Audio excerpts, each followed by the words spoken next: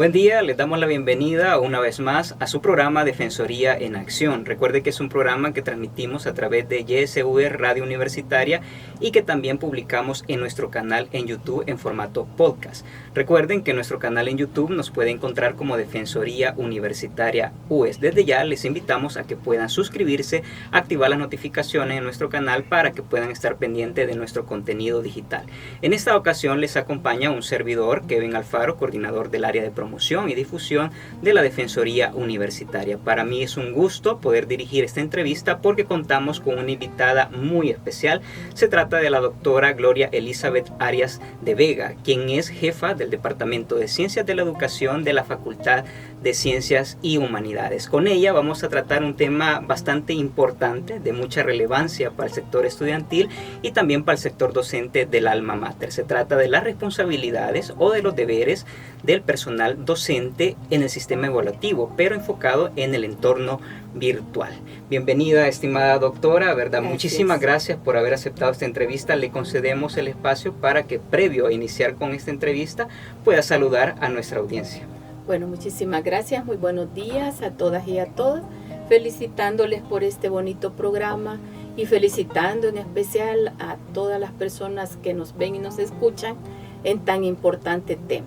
Muchísimas gracias y estamos para servirles. Excelente, doctora.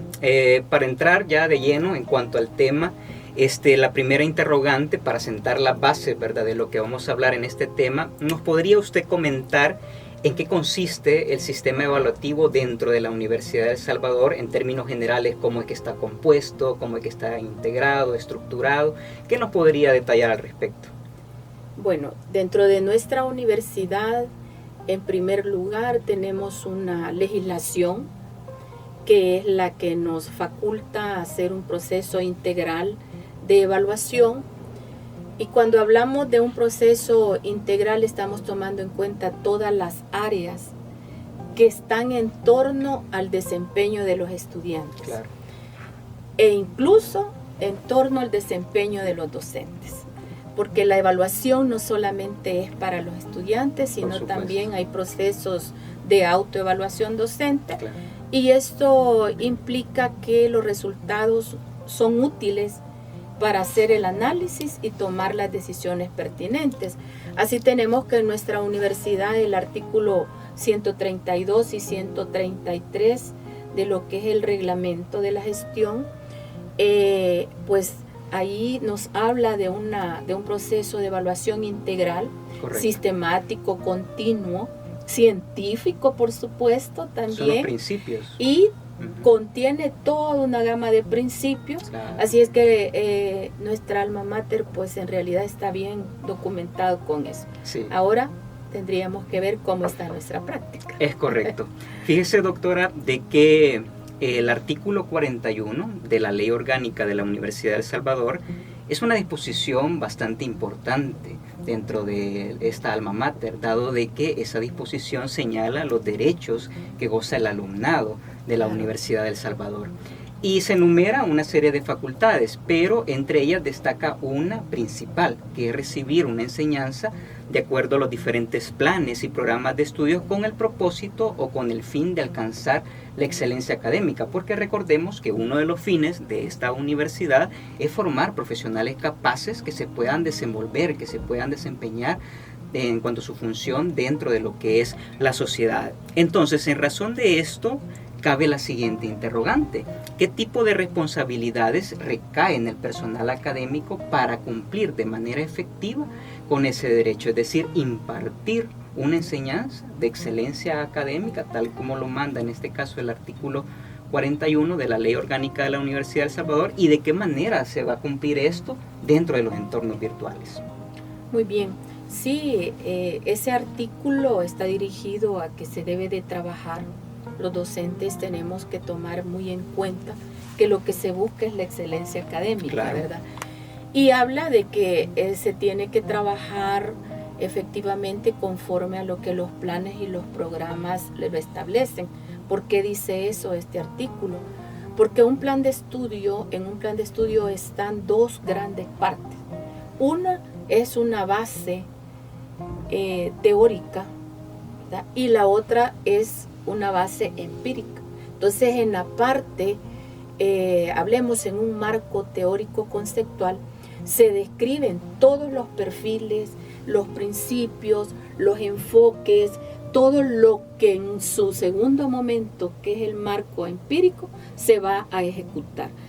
Partiendo de que están los perfiles en un plan, los docentes no tenemos que perder ese punto de vista y tenemos que trabajar para lograr un profesional bajo el perfil del tipo de hombre y mujer que la sociedad necesita en ese momento. Ahora bien, partiendo de que los docentes debemos de planificar para lograr la excelencia académica, lograr que nuestros estudiantes y nuestros futuros profesionales sean capaces tanto a nivel nacional como internacional en su desempeño. Entonces acá estamos en un momento en el que hemos cambiado por la misma situación que es de todos y todas conocida en lo que respecta a la nueva realidad por lo de la pandemia. Claro. Entonces, si vamos a hablar de esto y si nuestros planes, en este momento la universidad está haciendo rediseños, adecuaciones, innovaciones, actualizaciones del currículo, ya se va a tomar en cuenta la nueva realidad, pero esto no implica que los docentes tengamos de forma inmediata un diagnóstico y que tenemos que responder a esa realidad. Claro. ¿Y cuál es nuestra realidad? Un cambio de modelo en lo que es la atención a los estudiantes. Y es ahí donde se incluye la parte de la utilización de los entornos virtuales. La atención virtual ha venido para quedarse. Correcto. Y eso es mundial. Sí. Entonces, ya está y no hay otra forma más de que seamos nosotros los que aprovechemos los entornos virtuales para poder dar una formación de calidad. Es así como a través del diagnóstico que han hecho los docentes, pues lógicamente han ido incorporando, ¿verdad?, los entornos virtuales. Ahora bien, ¿cómo estamos nosotros preparados para eso? Partiendo de que nuestros estudiantes son nativos digitales. Y mire qué bonito el proceso, porque los estudiantes contribuyen a que los profesores también aprendamos. Claro. Porque el proceso es así. Es una relación diádica de ida y regreso del aprendizaje. Sí.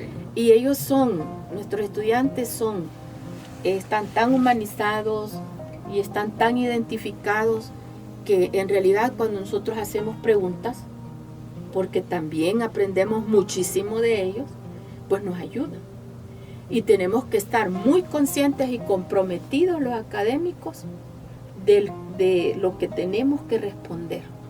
Y los entornos virtuales no son nuestros enemigos, sino que es una herramienta más, es un recurso más que nos facilita interactuar con los estudiantes, y lo que sí que tenemos que capacitarnos para introducirnos en ese mundo maravilloso que es la parte de los entornos virtuales. Excelente. Prácticamente nos indica de que debemos de adaptarnos a esta nueva realidad. Es el compromiso. Allí está uno de los deberes.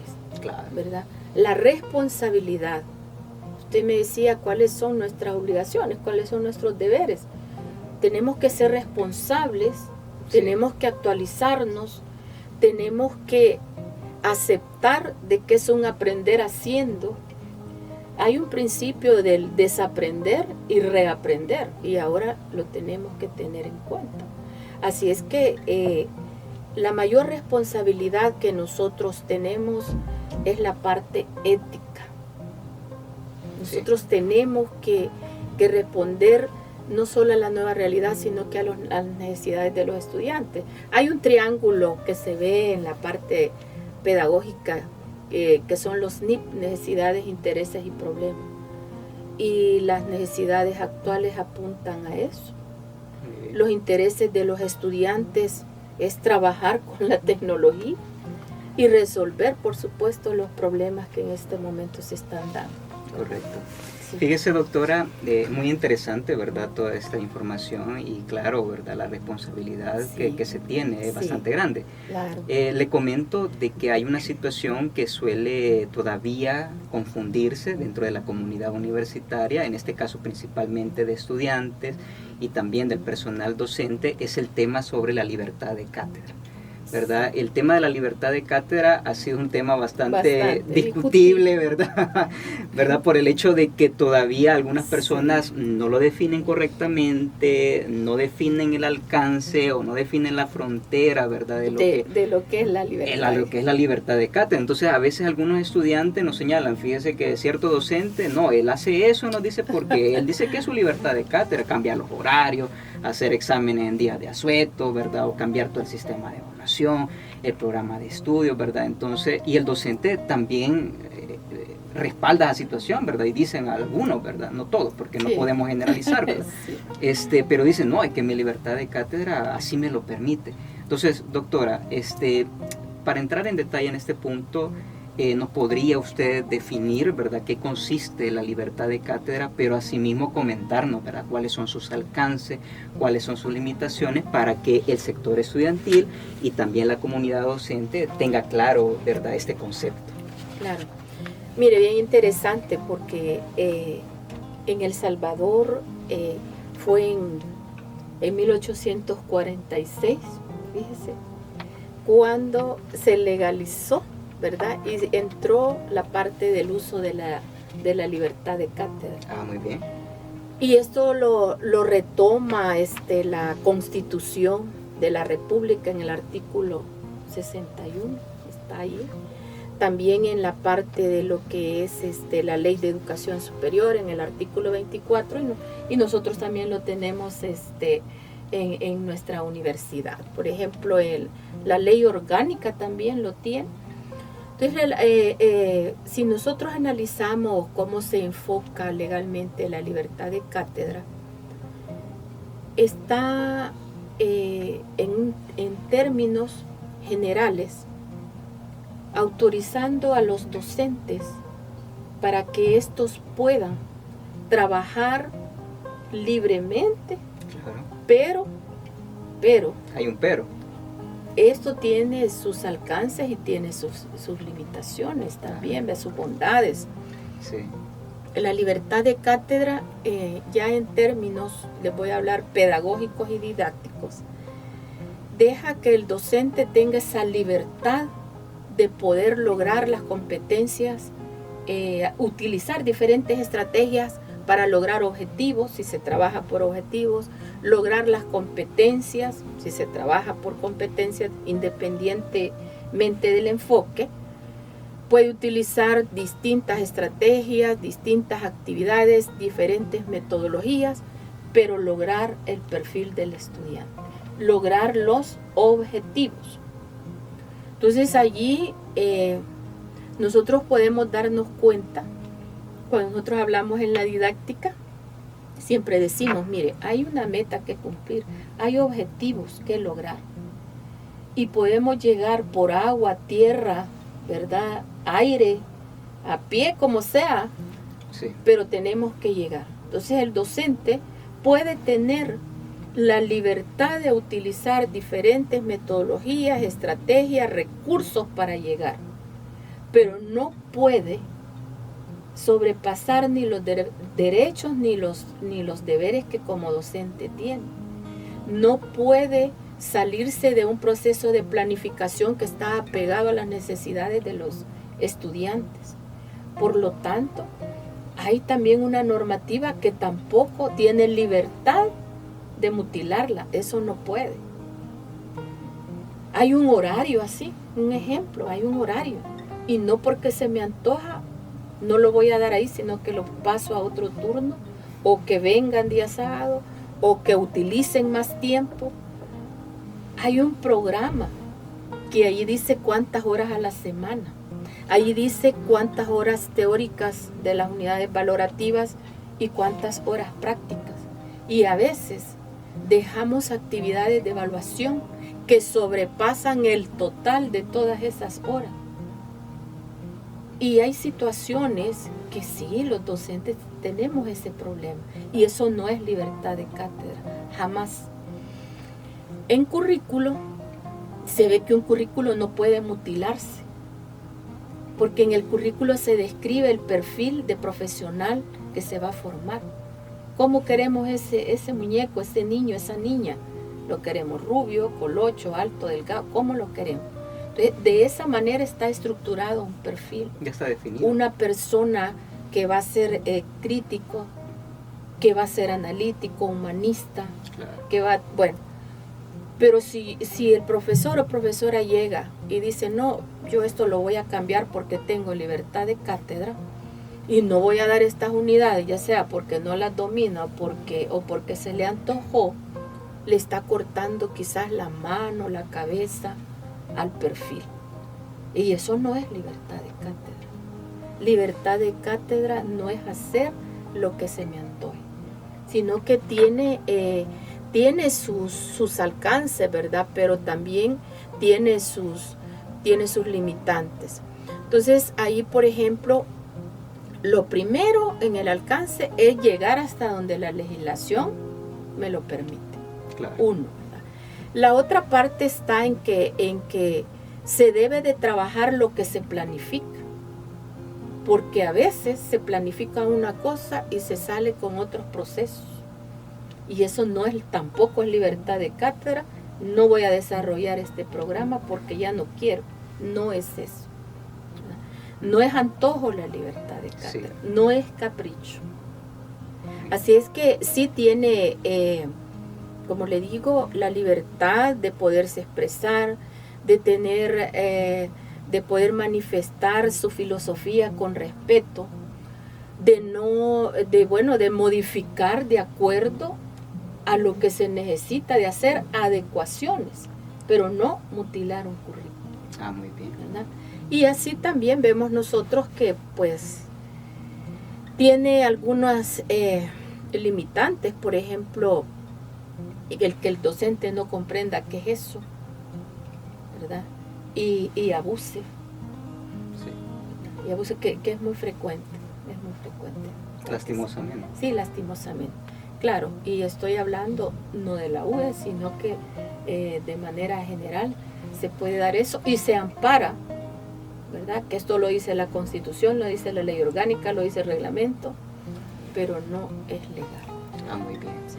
Usted ya nos adelantaba una serie de ejemplos, ¿verdad?, en los que no cabe la libertad de cátedra, pero tal vez desde su experiencia en este cargo de dirección como jefatura del Departamento de Ciencias de la Educación, tal vez de forma indirecta o tal vez de forma directa, ha conocido de casos que usted dice, esto no encaja en la libertad de cátedra, y que son situaciones que se están dando frecuentemente dentro de los entornos virtuales.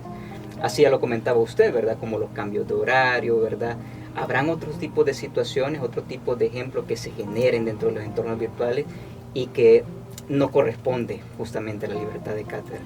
Bueno, fíjese que también hay que estar como muy conscientes de que estamos en un proceso de aprendizaje. Sí. Pero a pesar de eso ya pasaron 3 años y en 3 años ya tendríamos que tener una formación más completa. Algunas bases. Nosotros como docentes tenemos que buscar la autoformación también, no esperar que todos nos lo den. Ser autodidacta. Ser autodidacta. Claro. Y yo no podría decir en mi caso, pero en mi departamento, pero a nosotros a veces nos llegan algunos casos que hay que analizar como dentro de la especialidad. Sí. No es libertad de cátedra que alguien diga, no, es que yo solamente voy a subir las separatas por correo, yo se los voy a mandar por correo. Y ya estoy utilizando entornos virtuales. Eso no es, ¿verdad? O decir, voy a tener a los estudiantes, son 2 horas clase, no van a respirar. Eso tampoco es libertad de cátedra y no es didáctico. Porque cuando se utilizan los entornos virtuales, lo más recomendable es hacer bloques. De acuerdo al tiempo en que un estudiante puede tener un nivel de atención, lo más son 15 minutos. no importa que esté en el nivel superior. Pero estamos hablando de que está concentrado en 15 minutos. El profesor de 10 a 15 minutos hace una pequeña, digamos, un pequeño espacio y comienza a interactuar, ¿verdad? Comienza a interactuar, cambia la dinámica. Claro. Cambia la dinámica y luego sigue con el otro bloque. Pero ¿qué sucede? No, yo voy a dar la clase, esta clase solo yo voy a hablar. Y esa no es ninguna clase magistral, ni es hacer buen uso. Imagínense las condiciones en que un estudiante está en su casa, que quizás esté en la cama, sentadito porque no tenga silla, no tiene escritorio. Por lo común ellos en el comedor están. Hay tantas variables, hay tantos agentes que los distraen también, y el profesor está hablando, lo duerme. Contemos que después de 15 minutos el estudiante se levantó o ya está casi dormido. Sí. ¿Verdad? Y no le podemos exigir que abra la cámara solo porque quiero ver si no está dormido. Si el docente ha utilizado metodologías que no son adecuadas, o pues utilizando siempre lo que son los entornos, o por desconocimiento, digamos, Sí. podemos caer en creer que lo estamos haciendo con un derecho, que es la libertad de cátedra, y estamos abusando. Muy bien. Puede darse eso. Excelente. Doctora, eso me lleva a otra pregunta muy importante. En su opinión, ¿cuál es el estado en que se encuentra la universidad en términos pedagógicos, en términos metodológicos, en el uso de los entornos virtuales? Usted ya comentaba, llevamos un poco más de 3 años, ¿verdad?, utilizando estos entornos virtuales. Cualquiera pensaría que ya tenemos sentadas algunas bases en cuanto al uso de estas herramientas digitales. Como universidad, ¿usted considera cómo estamos? ¿Hay avances significativos? ¿Existen deficiencias? ¿Hay mucho por trabajar? ¿Cuál es su opinión sobre ese punto? Bueno, nuestra universidad ha hecho sus esfuerzos en capacitar al personal docente. Ok. En el primer año comenzamos nosotros valorando la situación, a buscar los medios para capacitarnos, ¿verdad? Bueno, yo le ejemplifico con mi departamento. Gracias a Dios hay 2 o 3 personas que son especialistas en eso. Tenemos un especialista, tiene 2 maestrías en lo que son entornos virtuales, y desde el primer momento que se le llamó, no dijo no, sino que siempre ofreció su apoyo y orientarnos y querer insistir en que utilizáramos esto antes de la pandemia. Poco o nadie casi que lo hacía. Después nos dimos cuenta del valor que se tenía. Sí. Creo que a nivel de la universidad, cada jefatura, direcciones, quizás autoridades buscaron quién ayudara a su gente. Pero a nivel de toda la UE sí se han ofrecido capacitaciones. Hubo un diplomado de 6 meses que dio ingeniería y sobre el uso de los entornos virtuales. Pero ¿cómo estamos? Uno de los aspectos, y con mucho respeto, es que no lo hacen obligatorio. Y cuando algo no se hace obligatorio, a veces tampoco estamos conscientes de nuestras obligaciones y del nivel de responsabilidad que tenemos. Entonces, no es obligatorio, no lo voy a hacer. Y si hacemos el análisis de cuántas personas, en mi caso quizá el 96, 98% se ha capacitado, pero hay un 2% que todavía no ha tenido el deseo, ¿verdad? ¿Y qué significa ese 2%? ¿Cuántos grupos atiende? Sí. ¿Verdad? Entonces hay diferentes factores. A veces creer que por la edad ya no voy a aprender, y cómo no. Es increíble cómo muchos docentes mayores han estado insistiendo, y la paciencia de quienes han dado. las autoridades han facilitado las capacitaciones. En las facultades, hasta donde sé, también se ha dado algunas capacitaciones.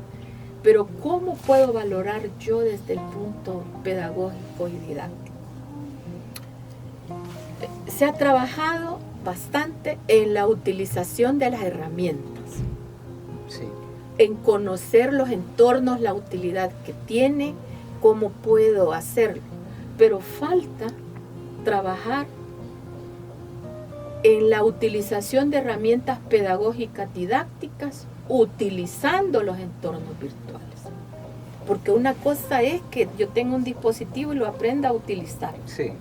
Pero otra es que tenga las estrategias adecuadas para poder utilizar esas herramientas. ¿Cómo puedo hacer yo un parcial? Correcto. Bueno, no es solo subirlo, no es solo, voy a aprendo a subirlo, pero evaluar no es hacer una prueba objetiva, no es solo eso. Un parcial quiere decir parte de un proceso de evaluación. Entonces hay diferentes estrategias para poder utilizar en los entornos virtuales. Creo que allí sería como la segunda o tercera etapa a lo que se le tiene que dar atención, ¿verdad? Pero en términos generales estamos en camino, pero también hay compañeros y compañeras que no han querido mucho incorporarse a este proceso. Muy bien, entonces eso recae, ¿verdad?, la importancia de capacitarse, ¿verdad?, Claro. continuamente de parte del personal académico y tener ese compromiso de actualizar, ¿verdad?, la información en cuanto al uso de estas herramientas digitales.